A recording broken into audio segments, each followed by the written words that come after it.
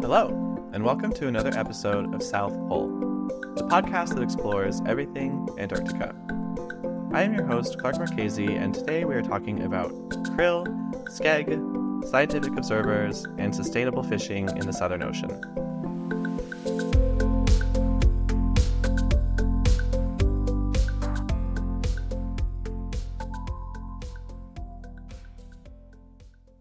All right, it's lovely to have you here.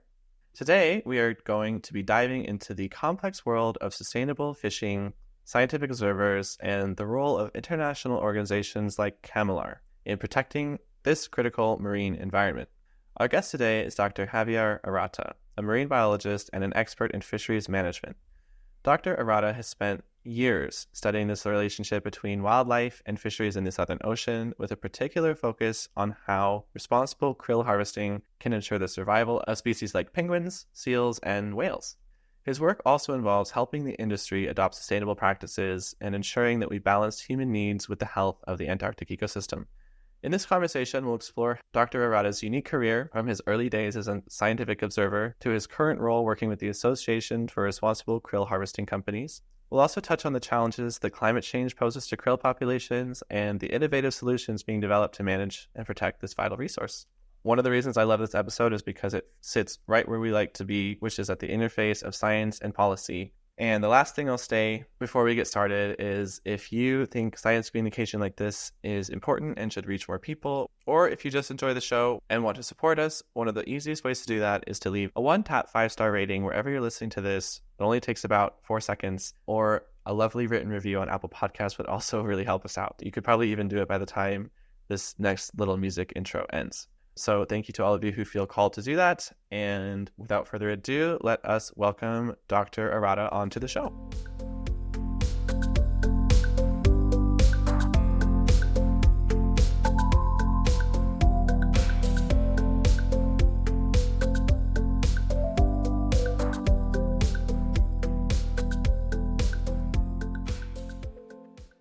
All right, welcome to the show. Thank you so much for taking the time to speak with me today, Dr. Arata. The first question I have is if you could please introduce yourself and tell us a bit about your work. Yes. Well, my name is Javier Arata.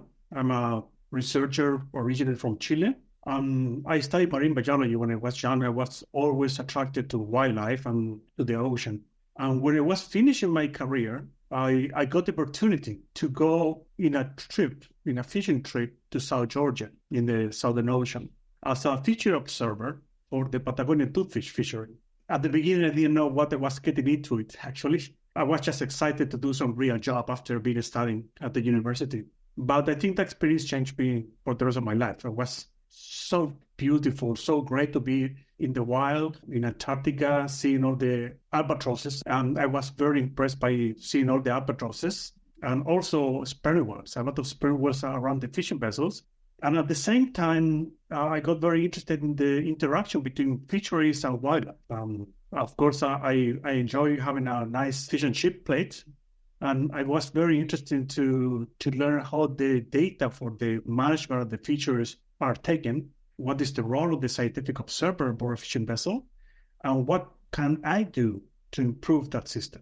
So after that, I decided to do my PhD. And I chose a particular professor at Chile in Valdivia who was already working within CCAMLR. So CCAMLR is the Convention for the Conservation of Antarctic Marine Living Resources. And when I was a scientific observer, I was a scientific observer under the CCAMLR scheme. So that implies some specific rules that the fishing vessel had to follow and some specific monitoring that I was helping to comply with. I did my PhD there. I studied super ecology in albatrosses in southern Chile. But at the same time, with this professor, we were conducting our research on the impact of the fisheries, particularly toothfish fishery in southern Chile, to the albatross population. Because at that point in the late 90s, it was already being described that the long life fishing has a major impact on zipper due to zipper bycatch.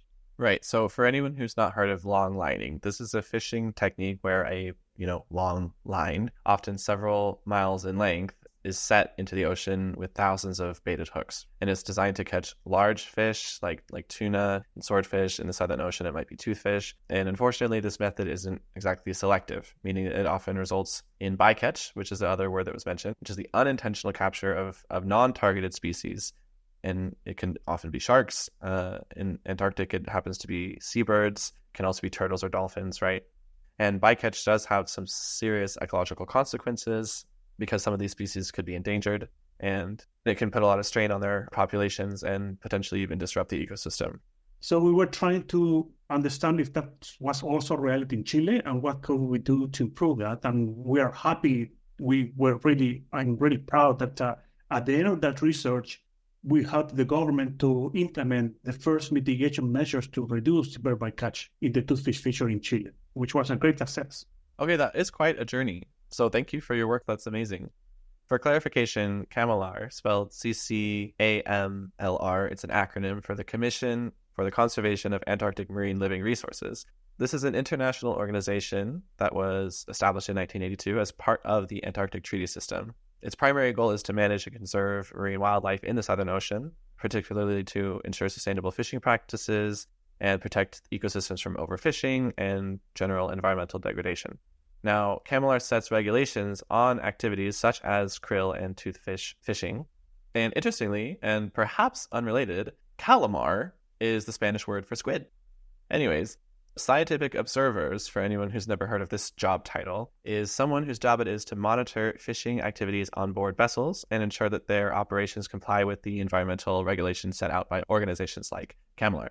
They also collect data on fish stocks, bycatch, and the health of marine ecosystems. All right, so today we're going to talk about krill, which is a very important species in the Southern Ocean ecosystem. Can you tell us what is their role in the ecosystem? Of course. Antarctic krill, we usually just call it krill, but it's the Antarctic krill. There are more than 84 species of fauces. Antarctic krill is one of them. Antarctic krill is the largest fauce that there is, and also is the most abundant animal in the planet, I think after humans. There are estimations about between 300 and 500 million tons of Antarctic krill living right now in Antarctica. So when it comes to krill in humans, there are more of them than there are of us, but not just by numbers of individuals, although that is probably also true. Definitely also true, actually. But this is a comparison of biomass, which is if you took all of the members of a species and weighed them together on one scale, there are about 60 million metric tons of humans out there on the planet, and there's almost 380 million metric tons of krill. So much more of them than there are of us. So being so abundant, they play a very important role in the trophic web in Antarctica. It is what is called a waste species in the ecosystem. They are the main predator of the phytoplankton, which are the main producers organic energy in the ecosystem. Those are the plants in the ocean, and they then transfer that energy to the upper trophic levels, including seals, penguins, and whales. So they are placed in a unique position where they are the main predators of the algae and also are the main prey of the top predators. I think the most important part is that because they accumulate so much of the energy that is produced by the primary producer, the phytoplankton, they constitute the base of the diet of all the upper predators. If krill is absent, let's say, for example, during some years when the krill availability is lower, there are other predators of the phytoplankton, but they are not very good in transfer that energy into the upper trophic levels. So the penguins, seals, and whales will suffer of a shortage of food if krill is not present. Okay, so energy comes from the sun. This I knew.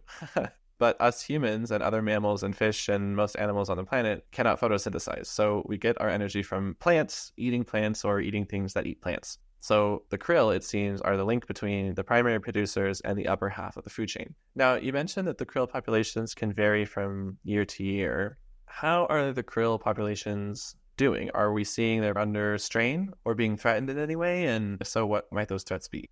Well, there is a lot of discussion now by scientists about this topic. And there is a lot of discussion about the long-term projection of the krill. So far, my understanding is that there has been a reduction in the krill availability or krill abundance if we compare with the early 20th century. So from 1920 until 1980, 1990, it seemed that there was a decrease in the abundance, in the total abundance of krill.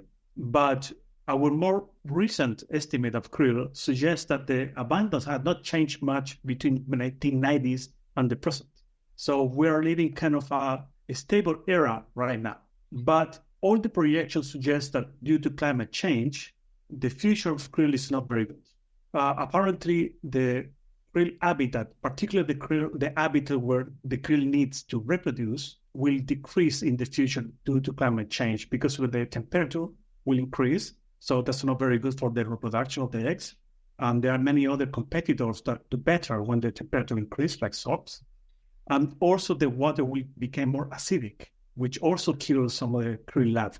So the long-term perspective is that Antarctic krill will decrease south from where it is right now. Okay, recap. Warmer water impacts reproduction and the development of eggs. Krill competitors prefer the warmer water, and increased acidity can even kill some krill. Now, is it commonly agreed that climate change might be the largest threat facing krill, or are there other threats, perhaps having to do with direct interaction with humans? Well, climate change is recognized as the greatest threat to the long-term survival of Antarctic krill. That's for sure. In the short term, there are a lot of discussions about the role of fisheries, for example, on the Antarctic krill. But my take is that the fishery is highly regulated and doesn't have an impact on krill. There are, though, some concerns about local effects on the predators of krill, not on krill itself. Okay, interesting. So it's good news to hear that the fisheries are not posing a great threat to the krill, but that might be in part due to an association that you are a part of called the Association for Responsible Krill Harvesting Companies. Now, that must mean that if fisheries are not causing a problem, it's because they're fishing in a responsible way. So my question is, can you tell me what it means to be a responsible krill fishery, or perhaps on the flip side, what it might look like if it was irresponsible krill harvesting? Well, thank you for the question. Actually, the answer is a bit more complicated. So I would prefer to give you some history background first. So as I mentioned, I started as scientific observer for CCAMLR, and then I had the opportunity to work within CCAMLR representing Chile. So I'm really a fan of CCAMLR, actually.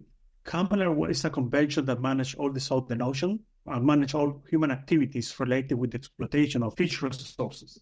As such, I think CCAMLR had done a very great job in implementing something that was very new in the 80s, which is called the ecosystem approach to fisheries.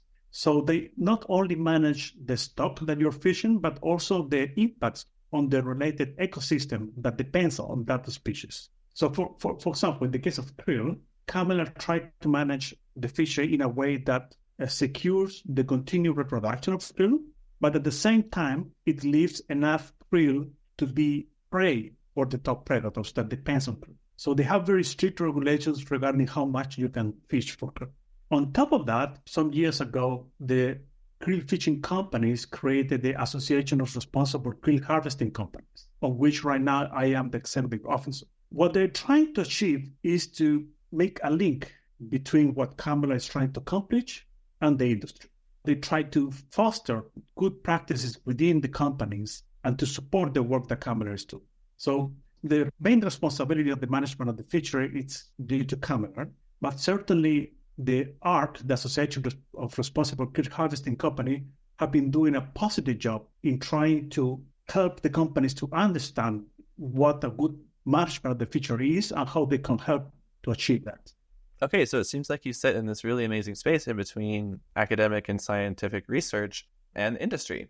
Now, I'm curious, what types of data or research questions would we need to find out about krill in order to inform our responsible fishing practices? Thank you. Yeah.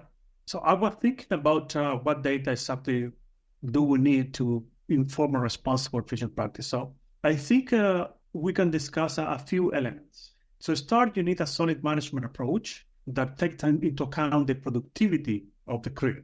As I mentioned, CCAMLR is very rigorous on this aspect. And they implement the most precautionary principle for managing any fisheries. It's what is called the ecosystem approach to fisheries, which include they try to maintain a sustainable recruitment of the fish population, in this case krill. Vocabulary word, recruitment. In biology, recruitment refers to the process by which new individuals are added to a population, typically through birth or the maturation of juveniles into adulthood. In the context of fisheries and wildlife management, it often describes the addition of young individuals to a population that has reached a size or stage where they can be harvested. And also they consider the trophic status of the species that is being targeted. Because krill is an important prey for many other species, they allow for at least 75% of the biomass to remain in the water, so it's available for predators. Okay, 75%, that's quite substantial. But together with that, you need a rigorous monitoring system so that the management decisions are implemented by the fishery. In this case, CCAMLR has a nice system where all the vessels that participate in the fishery has to notify in advance. They use satellite trackers to know where the vessels are fishing, and every vessel has to have a scientific observer on board to collect important information about the environment and the krill. Okay, this sounds like a lot of sensible and important regulation. I'm wondering, though, who's enforcing all of this? So that's a nice question. So because it's an international agreement, what happens is that every country has to report back to CCAMLR every year. And then in the annual meeting where participates 26 country members of CCAMLR, they review all the information and then they note if there was any problem. And then there is a system of international chain for the nations that have not been implemented the regulations properly.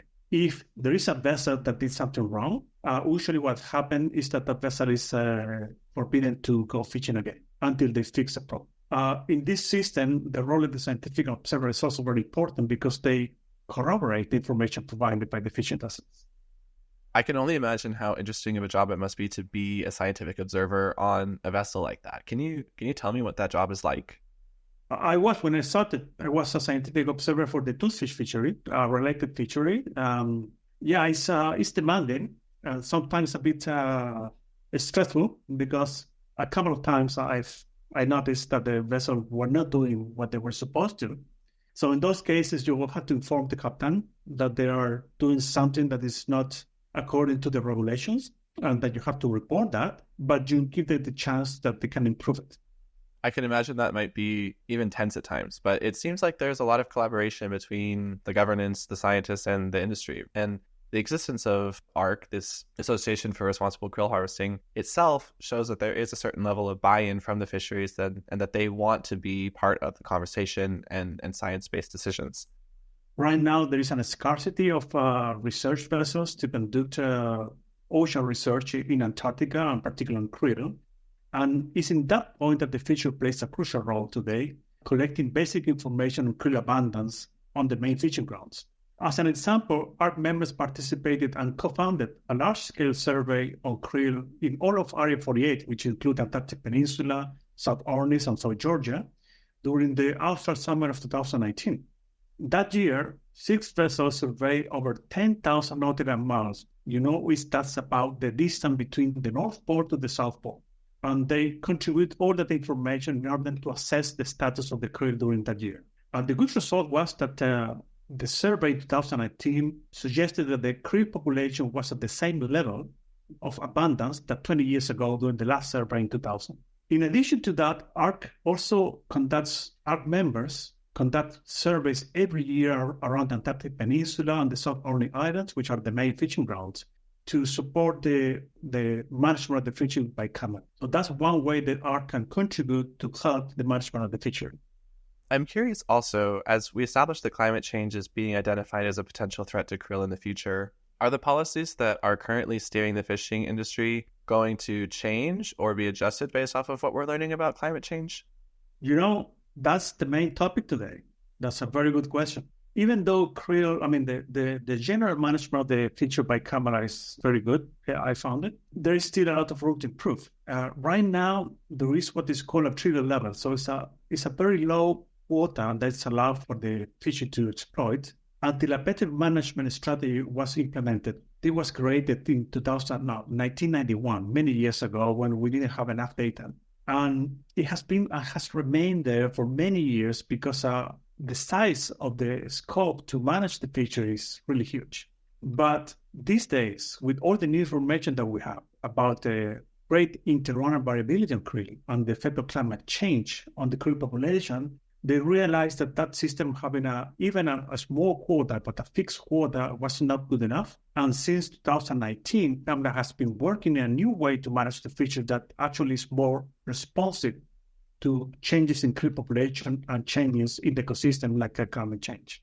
We are hope that this new system will be implemented very soon. CCAMLR has already demonstrated the capacity to develop a new quota system under the new management strategy, which actually use annual surveys on smaller areas that are the areas actually fished by the industry, and apply the models on the population growth and mortality in those regions. And also they consider the amount of prey and the distribution of the main predators in that region to subdivide the quota in smaller regions, so the fishery is not concentrated in one specific place.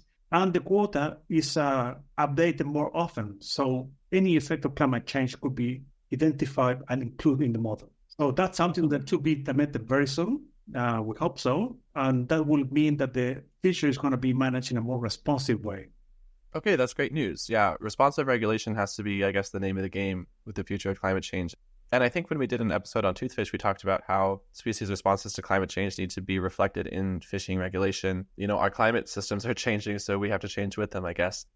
Also, one thing I'm hearing in this conversation is that the fate of krill also kind of holds the fate of other species as well. So can you explain why responsible krill fishing is also important for penguins and other birds and other Antarctic animals, both perhaps in the quantity of krill taken for them, but also perhaps any methods that might pose a threat to these animals? And also maybe how regulation might be able to address that?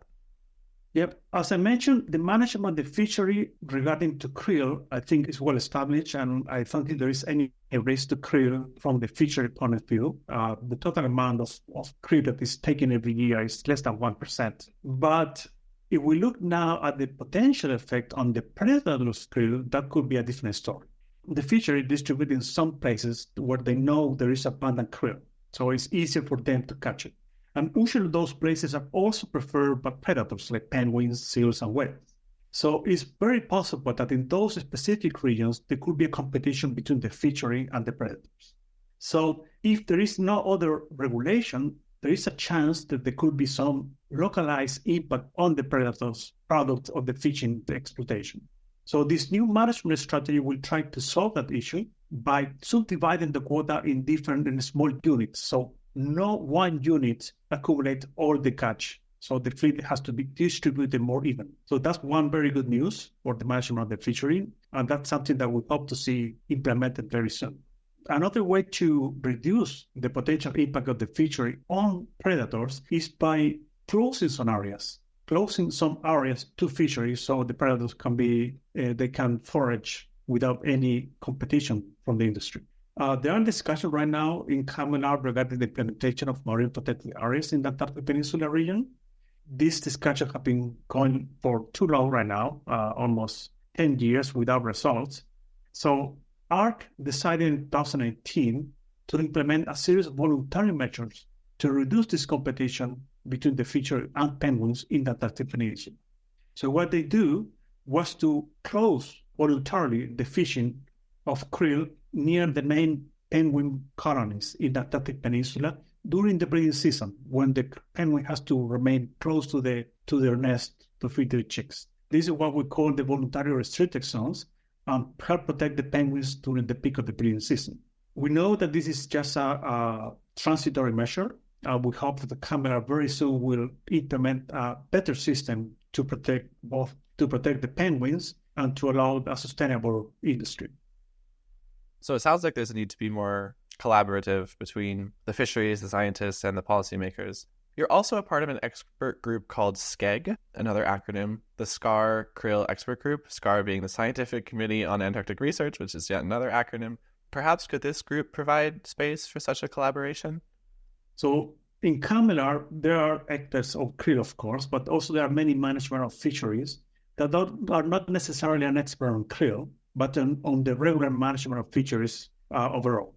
There's always a need to have the most up-to-date information to take the best decisions. And not all the scientists have the capacity to participate in CCAMLR meetings, and not all the scientists are interested in participating in these political meetings in CCAMLR. So SCEG has a key role in bringing that advice of the scientists into CCAMLR to improve the management of the krill fishery. So I've been participating in SCAPE for a while now, and my role there in SCAPE is a liaison between the scientists and the industry. So the industry, the manager of the companies, they really don't know much about science and about Antarctic krill. They know how to do a research. They don't know how to do a scientific tour and take samples, for example.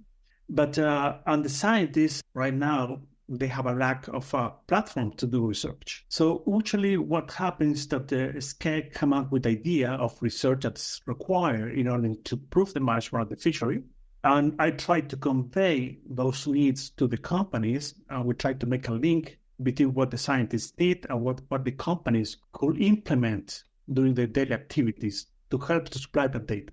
In the past, we have a few examples of that collaboration. We have some scientists that have been on board some fishing vessels collecting data, and they have helped in improving the sampling protocols of the scientific observers, in developing new ways to use data that's collected daily, routinely by the vessels, to help in monitoring the fishery and help to understand better, for example, the vertical migration of krill. Okay, I'm really happy to hear about that coordination. We are going to start to round out the episode, and there's one question I want to ask just to make sure we didn't miss anything. Is there anything we didn't discuss today that you think would be absolutely necessary to mention in a discussion about krill and fisheries, or anything else that we touched on today? Well, there is another area of challenge that I think I forgot to mention.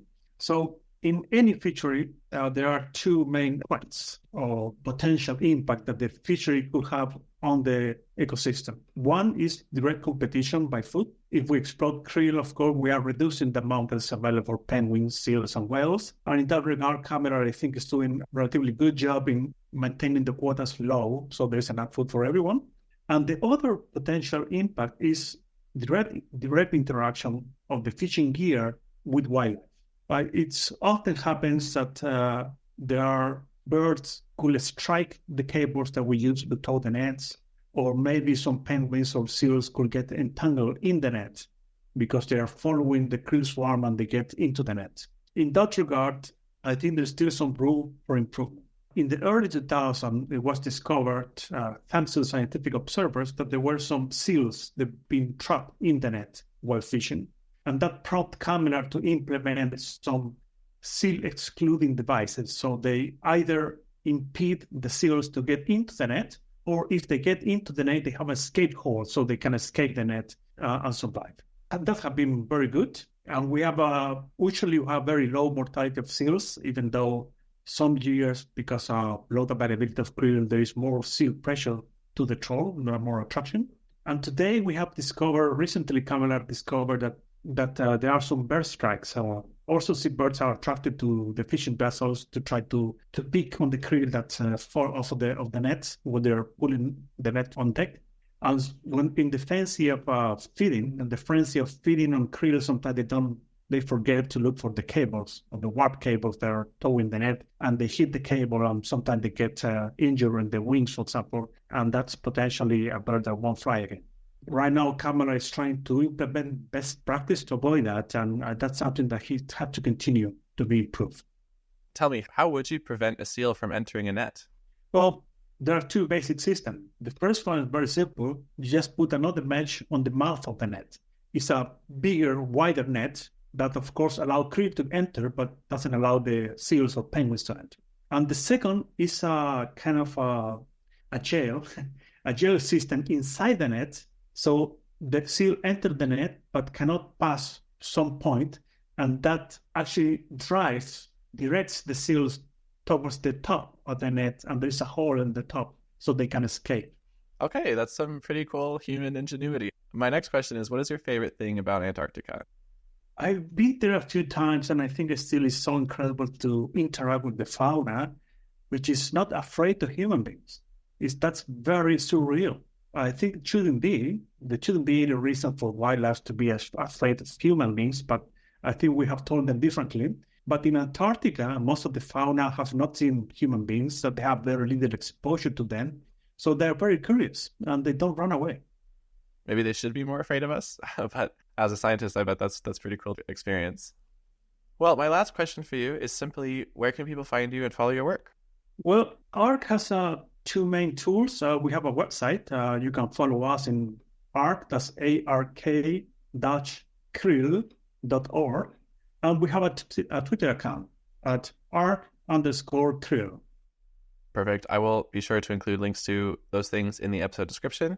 And with that, I'll say thank you so much for taking the time to talk to me today. Thank you for teaching me all about krill and sustainable fishing. And most importantly, thank you for your very important research and activism and career that you've dedicated to this space. Oh, thank you very much for the interview. Take care.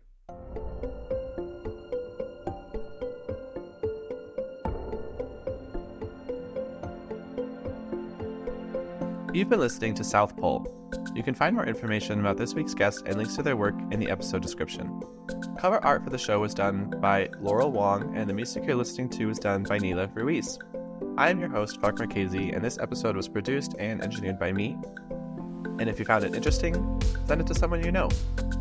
South Pole is part of a larger network of sciencey podcasts called Pine Forest Media. We've got one on plastic, one on drinking water, and a couple new ones coming out soon. You can find more information about us in the episode description as well, or on our website at pineforestpods.com. We're also on Instagram and TikTok at Pine Forest Media. And if you love the show and you want to support science communication like this, a 5-star rating across platforms and a review on Apple Podcasts is one of the best things you can do to help us reach more people and for the entire network to grow. Thank you to all of you who have made it this far, and we'll talk soon.